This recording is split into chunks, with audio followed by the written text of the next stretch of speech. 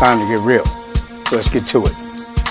Why you all down and hard on yourself, thinking you can't do it without help? Stagnant water, defeated like a lamb to the slaughter. Your worth is more than what you do. That's why you can't let other folks define you. Your life is all your own. The harder the struggle, the greater the goal.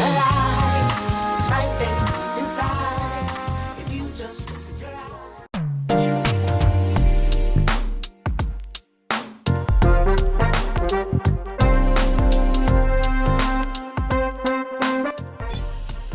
Well, my mother was born in 1918. That was slavery. Okay. All right. Okay. I'd love to know about that. Huh? I'd like to know if you know anything about that. Let's talk about that first. Her experiences. Did she tell you anything about what happened and stuff like that? My mother was born in Carroll, Illinois. My father was born in Carroll, Illinois. That's the last town in Illinois. Okay. And they went to Washington High School and Washington Grammar School and Sumner High School. What was your mother's name? My mother's name was Willie Dolores Perkins. My father's name was Nathaniel Phillips. Oh yeah, I know him. I know his name. I got his name. Yeah. But I never knew your mother's name. I only know her as Mama Dee Dee. Yeah, well, she got Mama Dee Dee from her father wanted a boy.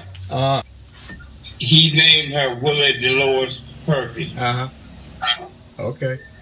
I had another. And that's where the name Mama Dee Dee comes from. I can see it now. I had an aunt named. You might know her. You do. Curtis' mother.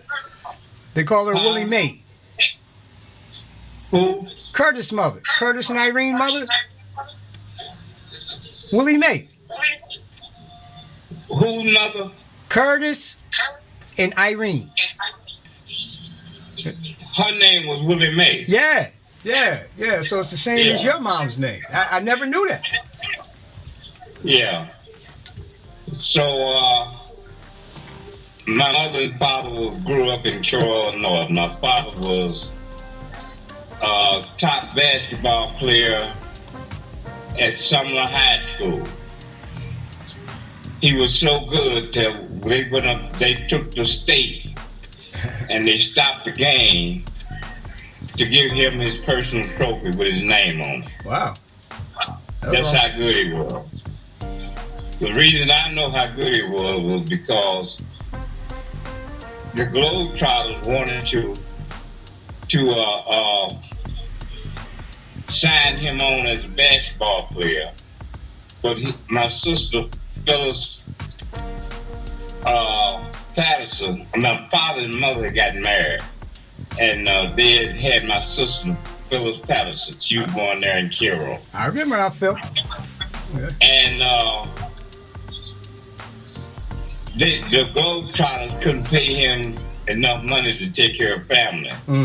So he started working for the Illinois Central Railroad Company as a waiter in the dining room. The reason I know the history of that was about his basketball was because the Globetrotters, like Goose Tatum and all those boys, they used to come by the house when they were in Chicago, and they stayed at our house, and they would tell me how great my father was. See, he was one of the best basketball players from Southern Illinois. Is that right? Yeah, and now Goose Tatum and the boys, they started with the Globetrotters. Yeah, I know the name Goose. I don't know his last name, but I remember the name Goose. Goose Tatum. And they used to come by, the whole team used to come by our house here in Chicago, stay with us, Mm. and how they praised my father. And my father gave me his trophy. But as I got older, I lost Yeah. the trophy somehow. I don't know. You know how young men are. Yeah. I lost some Yeah, things that. too. I lost some things too, so I know all about that. Yeah, so anyway, I love my father because he tried to teach me basketball, but I was too busy doing other things, I guess. Chasing women. How? Chasing women. See, you Not couldn't. only that, You couldn't not hump. only that, not only that, I was gang banging. Mm. You know, so my mother and father had opened a restaurant at 4021 South Indiana Avenue. Is that in Chicago? Yes, in Chicago. Okay, let me stop you right there. I want to ask you a question. My mother was. Okay. I had a delivery when I was driving trucks to. Where's that place at, man? Huh? It's a place where my mother was talking about, and I was wondering if she was there with you. It's right underneath Chicago. I can't remember the place. Oh man! Right where? I'll think of it later. Go ahead. I'll think of it later. Well, anyway, my father had opened up a restaurant down in the basement at 4021 South Indiana. Mm-hmm. And that's where I did I guess I was around 4 or 5 up to about 10 years old. Mm-hmm. By that time, my mother and father had divorced. And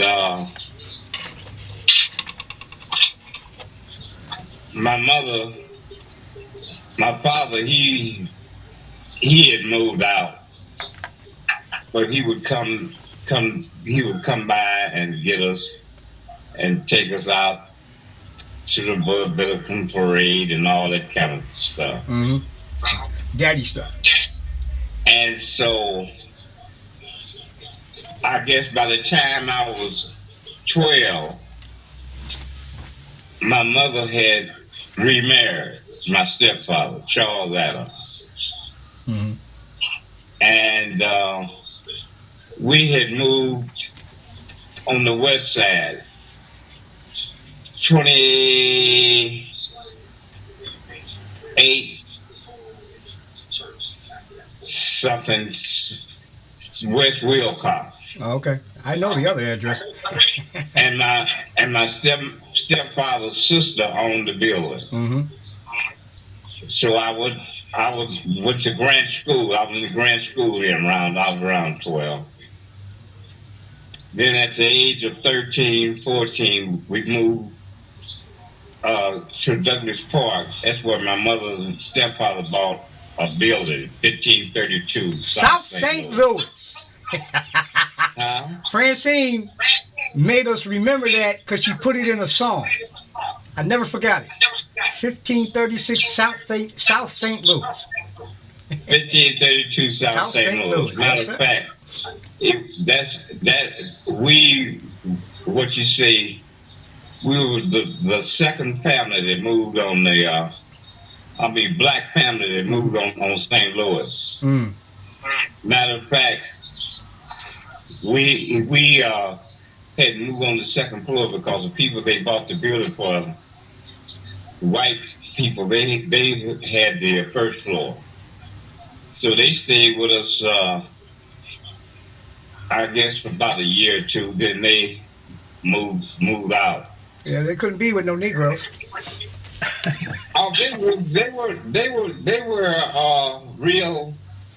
real nice. Real nice when they were talking to you. They were real good white folks. Yeah, you know? okay. They're good white people. Okay.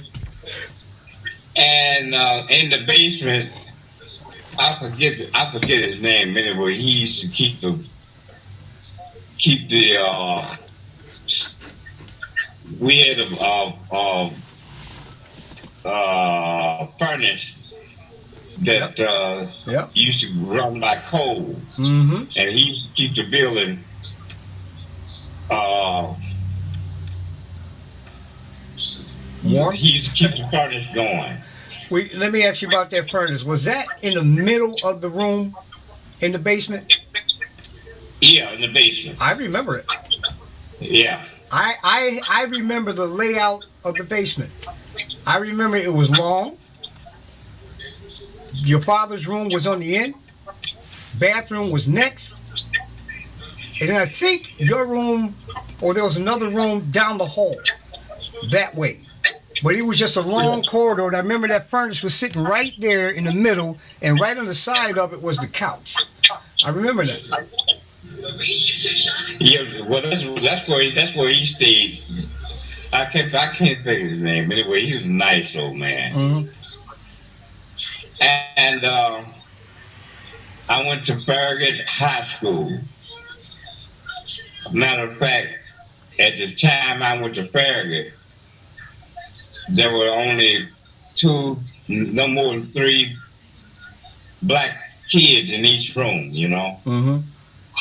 That's how sparsely Douglas Park was integrated. What kind of issue? Did you have any issues? And if so, what kind did you have? Well, going to Farragut, it was a racial thing there at one time when I first started. Mm-hmm. By the time I was in my junior year, it was 1955, and then that's when all the blacks started coming up from the south. Mm-hmm. See, at that time, before that, Douglas Park was one of the exclusive black neighbor that had black people owning buildings in Chicago. Mm-hmm. It was very nice. Mm-hmm. Douglas Park, we had a park even in it. That's what they call it, Douglas Park. It was very nice. So by 1955, that's when most of all the blacks started moving into Douglas Park. Uh-huh. About that time, that's when we started the Vice Lords. And we used to call it a cave of what I dug out. Mm-hmm. It was in the basement on I'll never forget, 16th and Lawndale. Mm-hmm. And we ruled Douglas Park. Let me ask you a question. The reason you guys started the Vice Lords, was that because of racial tensions, or was that like yes. Okay. That's because of Farragut High School was racist, and we were fighting the white boy. Mm-hmm. You know, and then the Harrison High School, which was further south, they had less blacks than Farragut. Yeah. We used to go over there and fight a lot. Mm-hmm. And then during that time, that's when they had the carnivals coming to the neighborhood. Yeah.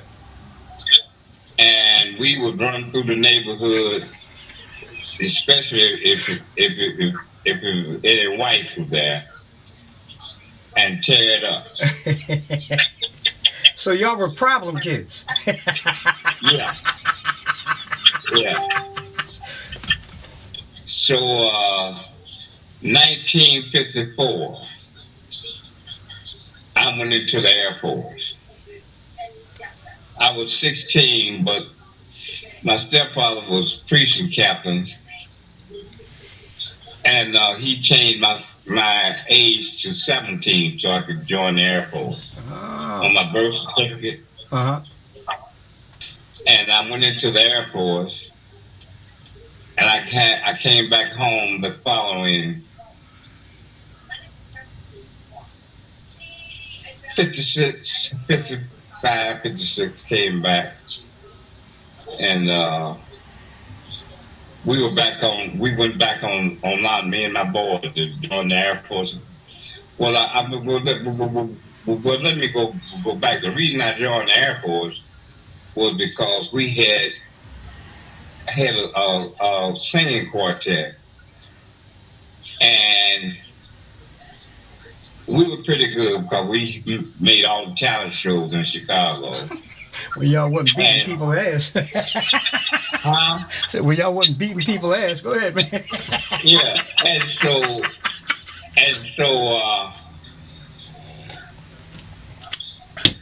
we had put together dances and singing quartets, and it was about 40, 50 kids. Mm-hmm. And our manager was supposed to take us on tours. And I never will forget, everybody packed up the suitcase. We wanted to go up on Lawndale and wait for it. We were waiting up there for the bus. Mm-hmm. Put your phone down. But my mother. Bring the phone down. Huh? Bring the phone. There you go, right there. Keep it there. Keep it there. But but my mother said, no, don't take your suitcase up there. Say, if the bus comes, just give me a call, and I'll have your stepfather bring your suitcase up there. Mm-hmm. We waited all night long, and our manager, our quartet was the top act, and our manager, he was the one who was in charge. We waited all night long. The bus, big Greyhound bus, was up there waiting on us, and he never showed. He had took the money and left. And ran. Yeah, ran. So the next 3 days, me and all the fellows with my quartet, we were looking for a job. We couldn't get no job because we was mostly embarrassed. So we all joined the Air Force. Well, that's a good idea. First you get paid, and then you're getting out of town. So yeah. Hey, move the phone. Yeah, keep the phone right there. Go ahead. So we went in the Air Force July 14, 1954. And we came back that Christmas. And by that time, watch the phone. Watch the phone. I can't see. All the guys that were... Move the phone over. Move the phone over. That was in the Vice Lord. They were all young men, and the younger boys had taken over, you know. Mm-hmm. So we was up there at the restaurant, and everybody was up there glad to see us. Dad, your phone is moving. Move your phone back. There you go. One of the guys stepped on one of the young Vice Lords' feet, so you know how it is. You don't step on black man's shoes. Yeah, you can't do that. So they started arguing. So they said, Vice Lord. And then we call Vice Lord. We the Vice Lord. And by that time, all my boys stepped up. Up with our pistols, you know, because we were, by that time, we were 17, 18, you know. And so the people on the restaurant and all the girls and things that was left there, they jumped up and said, no, this is Nate Patterson, this is Pride Evans, this is, you know, start naming all my boys. I say, there's the Vice Lord, you know what I'm saying? And by that time, a couple of old fellas walked in. Move the phone back. By that time, the older fellas had walked in, and they started praising, hey, Nate, hey, Clyde, hey, that. So the young boys, they looked, who are these dudes, you know? So the older fellas said, hey, Vice Lord. These the Vice Lord, original Vice Lord. So you guys back up. You know what I'm saying? So then they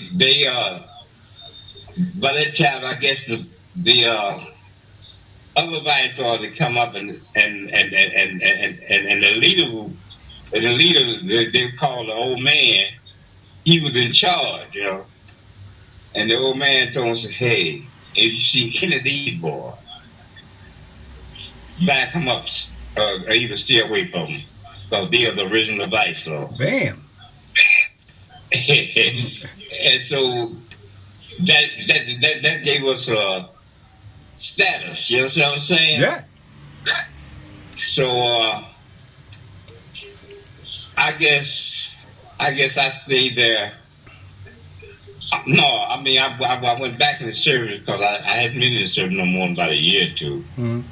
So when I got out of the service, I went to Springfield.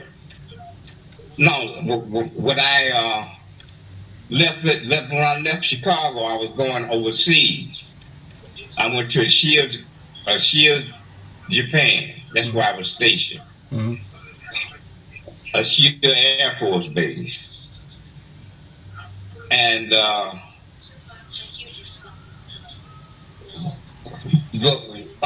we had at the shield they had their army paratroopers was stationed on our base, and one of the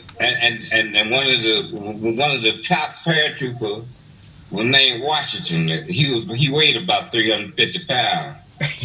How he a paratrooper? How the hell is he a paratrooper? How the hell is he a paratrooper?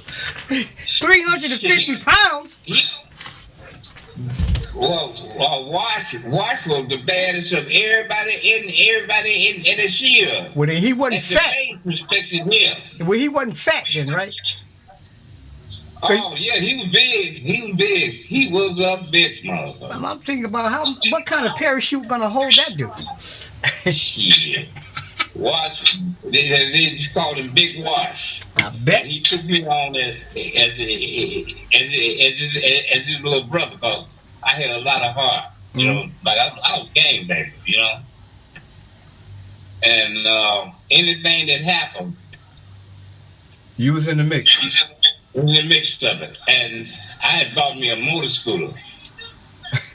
And 8 of us had motor scooters. Mm-hmm.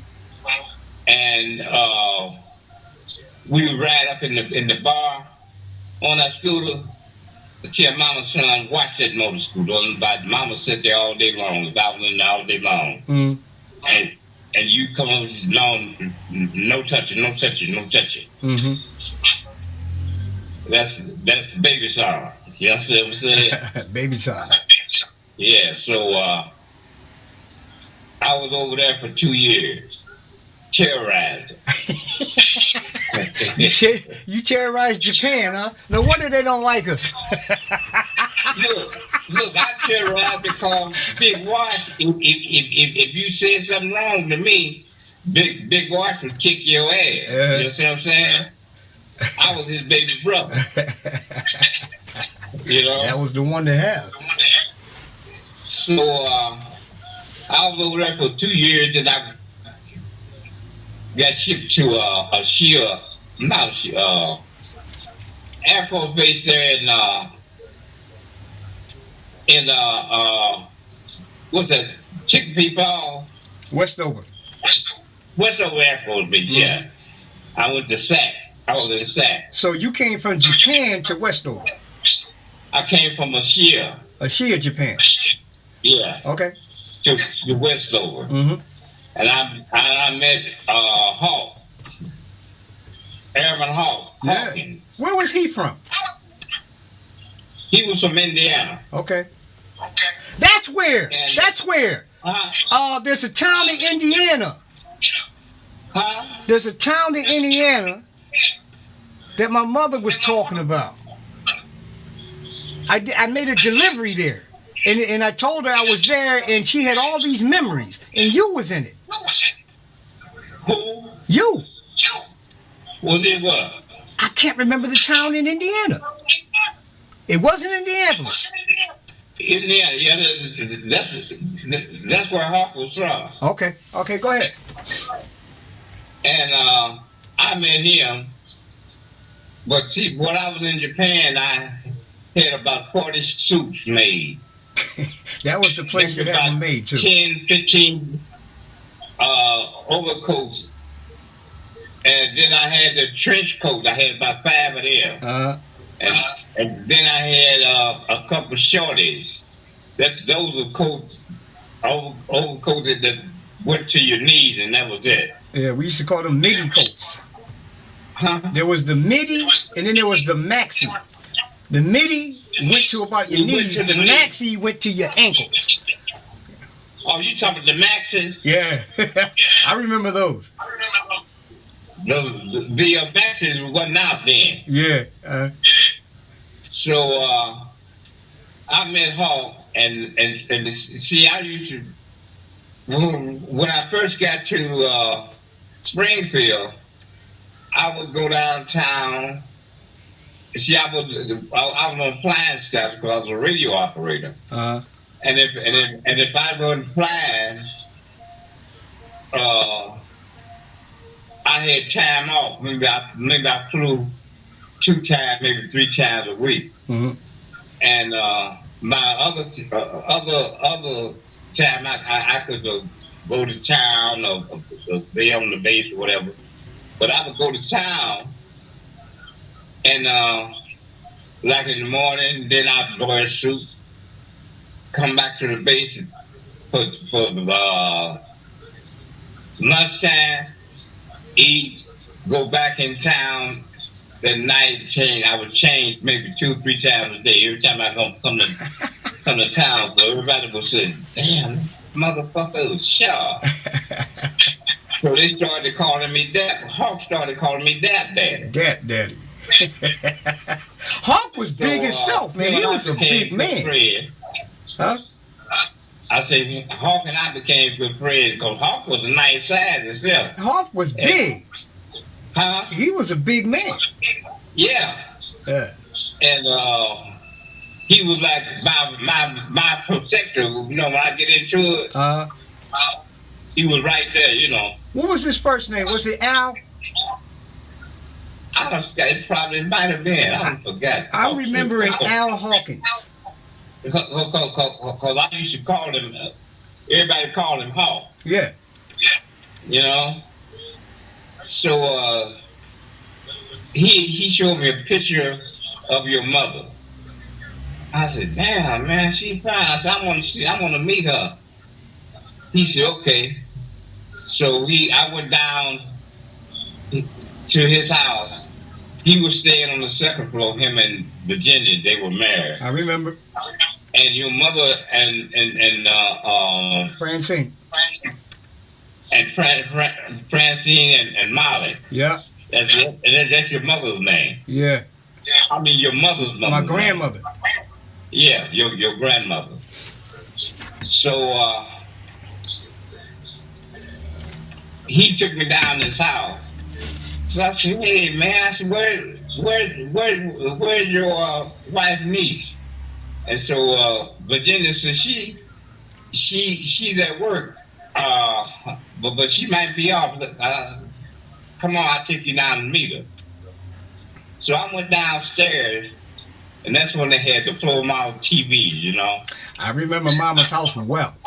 Trust me. And on the TV was a picture of your mother, 8x10. Never forget. I thought she was what was her name? What's the movie star name? You said Dorothy Dandridge. Huh? You said Dorothy Dandridge. Yeah, Dorothy Dandridge. She looked just. Oh, she could have been our twin sister. That's how pretty your mother was.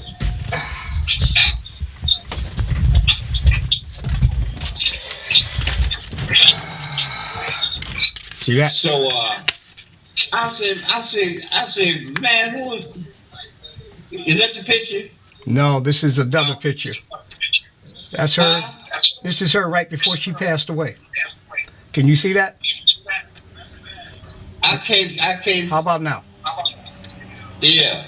Send me that picture. That's her when she right before she moved to Florida. About maybe a year or two before she moved to Florida. Send me that picture. Here goes another one when she was working at Aunt Mary's house. There she is. Yeah. That's my baby there. And I mean, I seen the picture. I said, "What you doing with Dr. down in the picture?" She said, "See," but then she said, "That's my niece." Mm-hmm. I said, "Oh my God!" So said, I fell in love with the picture. So when Gladys came home, we all went upstairs. So when Gladys came home, she came upstairs because her mother told her that Virginia brought some down on to meet her. And when she walked through the door, our eyes met. And what happened? And that's what happened. So she liked you right off. And we started part. We liked each other. Yeah. We liked each other because I fell in love. I fell in love with a picture, and I was shocked. You know. She never told me, but she thought that you know, like airmen, you know how they wear each other's clothes. Yeah. Well, every time I would come there, I would have a different suit on, and she thought I was wearing, you know, wearing somebody else's clothes. So after we got married, and I was moving all my stuff in. You had more clothes than her. Yeah, she had one closet, and I had the other closet. And she said, "Oh, I thought." She said, "I didn't know you had all those clothes." I said, "I don't wear nobody else's clothes." I remember. I'm going to stop you right there. I remember. I used to go into the room when y'all was, you know, y'all wasn't in there because, you know, I was a kid. I was trying to get into stuff, right? And I'm looking at stuff, and I used to go to the closet. Now, mind you, how old I was at that time. What, about 2, 3? What? I said, mind you, how old I was at that time. About 2 or 3 years old. Right? I would go to the closet, and I'd look in the closet, and I'd look at all your clothes. And I look down, and I see all them shoes. And I look over here, I see a couple of dresses. And at that age, I said, Daddy got more clothes than Mommy. And I don't know why I said that, but I remember saying that. Go ahead. I remember that. So she was a maid. A what? And she said, and so she said, I see why they call you Daddy. Oh, you said she was amazing? She was a maid. A maid, M-A-I-D? Huh? A maid? A maid. M-A-M-A. Oh, okay. Never mind. I thought you said she was a maid. M-A-I-D. No, I'm like, I said she was a maid at okay. the clothes I had. Okay, go ahead. And so we were staying downstairs with your grandmother. Then Hawk and Virginia moved next door, and then we moved upstairs. Bought furniture and everything. Mm-hmm.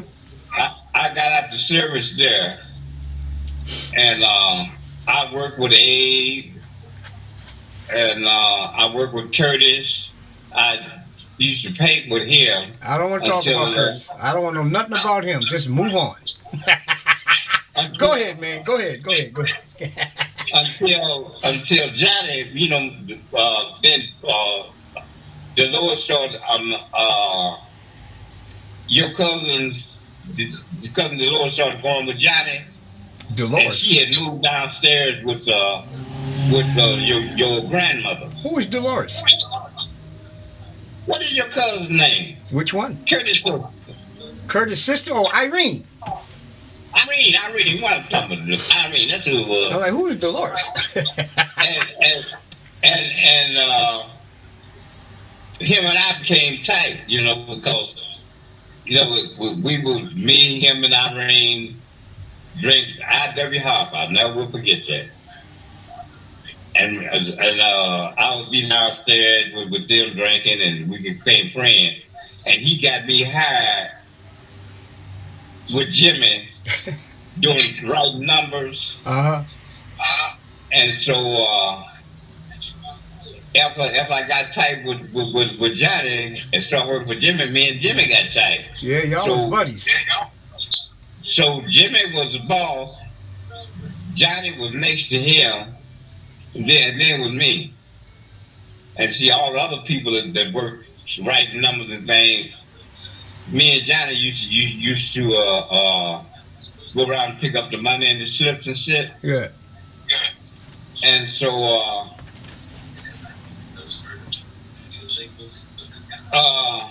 Jimmy bought the cleaners.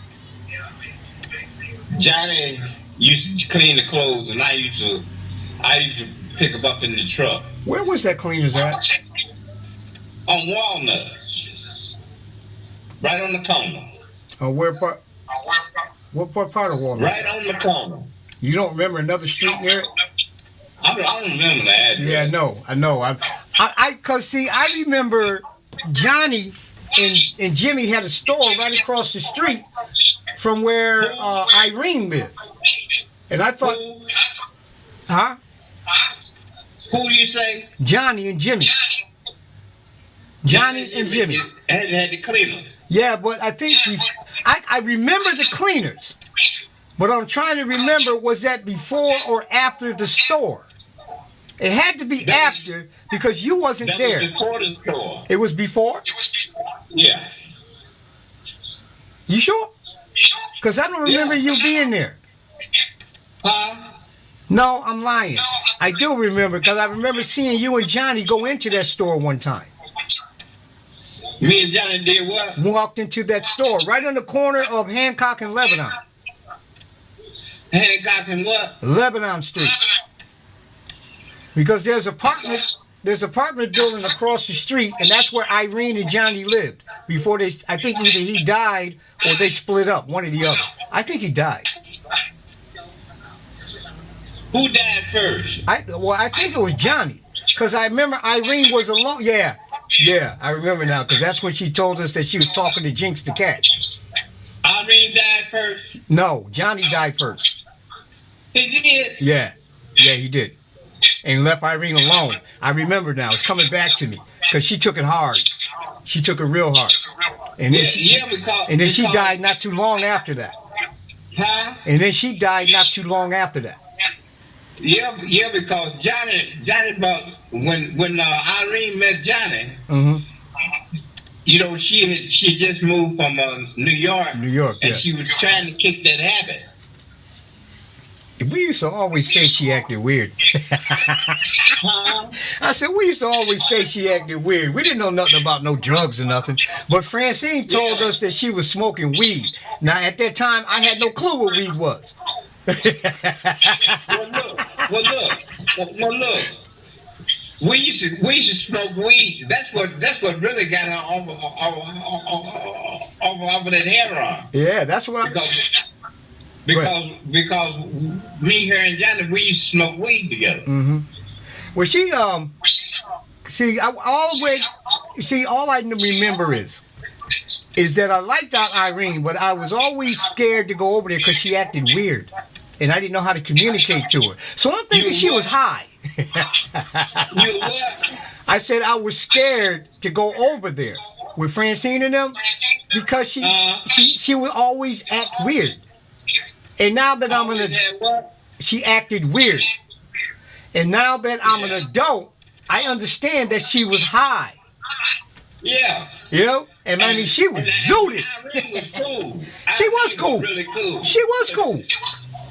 We liked Irene. To be a woman, Irene was cool in the motherfucker. Aunt Irene to us was the coolest adult on the planet. She talked our language. That's right. That's right. So, Francine loved her. Well, look. when she was in New York, her old man was a big time dope dealer. Yeah, you told me. But that's what got her strung out. See, Irene was a pretty woman. Mm-hmm. And she was yellow. You know what I'm saying? She looked white. Yeah. Well, she was really hot because her father was white. Her father was white. Yeah. I kind of figured that. So Aunt Willie Mae sold out, huh? I said, so Aunt Willie Mae sold out. Curtis had the same dad. Yeah. Now it makes sense. It makes sense now. It does. It makes sense. Because we couldn't understand why they were so light. Yeah, well, that was why. Okay. So, me, your mother, Irene, Johnny, Virginia, and Hall. Mm-hmm. we all dealt together. You know what I remember? I remember y'all four. I don't know if it was on a daily basis or like once a week, but I remember y'all used. I don't know how often, cause I can't. I was a kid then, and I just can't remember if it was every night or if it was every now and then. But I remember all four of y'all partying in the house, talking, drinking, every dancing. Night. Yeah, always every night. Because right before that, my mother used to come in and tell us a bedtime story and then tuck us in. She did that every night. Told us she would tell us 3 bedtime stories and we'd laugh. And it was the same one all the time. But she made it funny and we didn't want her to leave the room, but she had to go because y'all was out there. You know what I mean? And everybody in town respected us. Good. Everybody in town, and see, I knew everybody because I was a number writer. Plus, I picked up clothes for the cleaners. Yeah. And boy, we used to have a time. I remember those. I remember. Was you? Yeah, you was there when the garage caught on fire. When what? The garage caught on fire. Right. The garage, where Uncle Abe kept his welding equipment. Yeah, I used to work for Abe. Yeah, but were you there when it caught on fire? What? I remember you being there, but I could be wrong. I mean, were you? What, in the back of the house? Were you in? Yeah, were you in Springfield when that? Because here's what I remember. I remember waking up, and the first thing I did was went in the kitchen, and I saw what I thought was a big hunk of cheese. So I went over, grabbed it, and I bit it. It was a bar of soap, right? And so my mother was laughing, and I had to get that stuff out, and it tasted like soap. But then we heard all these fire engines.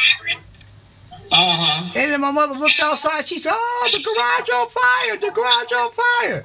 And all these firemen came in and said and the others. And then the garage was destroyed. As a matter of fact, I think the firemen destroyed the garage and not the fire. They were chopping up everything. Pow, pow, pow. Yep. Hey, what was that old man next door that Mr. Star the Wars. house next door? Mr. Star Wars. Yeah, Mr. Star Wars. Yeah, Mr. Star Wars. Yeah. Yeah, he's a good man. Yeah, sure was. And his wife. That was my way back then best friend's grandparents. They were white. Who? They were white. No, one of them was white. Star Wars wasn't white. Okay, it was Star Wars. All right, then his wife was white. Yeah. And look on the other side. I forget this white girl. Curtis used to go with her. I forget her name. I don't know. I don't know nothing about Curtis. I don't even want to talk about him, man. I don't know nothing about Curtis. Fuck him. Let's go on. All the women love your cousin. I don't care, man. I don't want to talk about it. I'm serious about that, Dad, because I hate that man. He's going to make me mad. Don't talk about him. If I see him today, I'd kill that fucker. That's the way I feel about it. So let's talk about something else. Keep going, man, but just X Curtis out of there, man. I don't want to hear about his ass. I remember we used to go to what was the swimming hole name? Barrels? You talking about 5 Mile. Huh? You talking about 5 Mile Pond. You talking about 5 Mile Pond, it's out on Boston Road. I can say it again. 5 Mile Pond. Yeah. Mm-hmm. I was gonna fuck up a dude that had said, "See your mother come out there with a bathing suit." Yeah, move the camera back. Move the camera back. He tried to talk to loud, and that made me that made me very, very angry. Jealous for no reason. That was the story of my life, because I was the most jealous person on this planet when I was a kid. Well, go ahead. You couldn't even look at my girl, man. You know what I mean? I said, you couldn't even look at my girl, man. I'll be upset. But I never fought nobody. But I ran my mouth. Nigga, what the fuck you looking at? That's so stupid. Look, if anybody looked at your mama and I seen it, they heard it from me. and she used to laugh because he used to tickle her. Mm-hmm. She used to tickle her.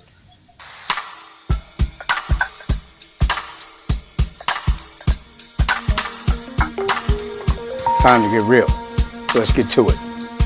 Why you all down and hard on yourself, thinking you can't do it without help? Stagnant water, defeated like a lamb to the slaughter. Your worth is more than what you do. That's why you can't let other folks define you. Your life is all your own. The harder the struggle, the greater the goal.